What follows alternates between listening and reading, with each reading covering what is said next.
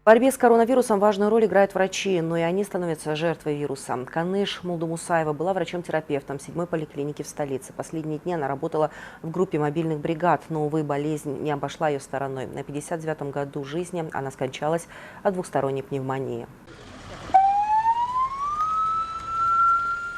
Во всем мире идет война с невидимым, но очень сильным врагом. И в этой борьбе первый удар берут на себя врачи. Сейчас их роль в жизни человечества неоценима. Но, как правило, в войне бывают жертвы. И сейчас, сражаясь за жизни людей, на передовой умирают и врачи. Одной из таких стала Каныш Молдумусаева. Она работала врачом-терапевтом в ЦСМ номер 7 города Бишкек. А последние дни она работала в группе мобильных бригад.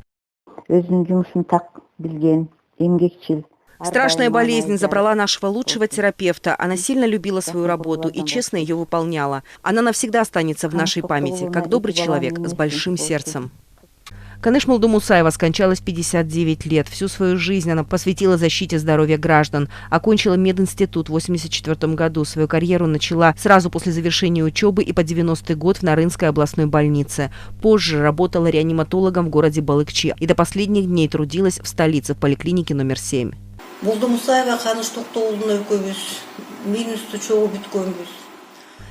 Мы с Каныш Молдумусаевой вместе окончили медицинский институт, а с 1994 года работали в 7-й поликлинике столицы. Она была врачом-терапевтом высшей категории, отличником здравоохранения. С начала пандемии работала медиком мобильной бригады, брала анализы, очень ответственно выполняла работу, была грамотным и образованным работником.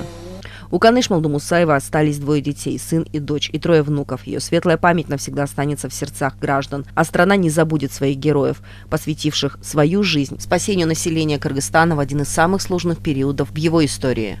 Юлия Яценко, Айсулу Асанова, ЛТР Бишкек.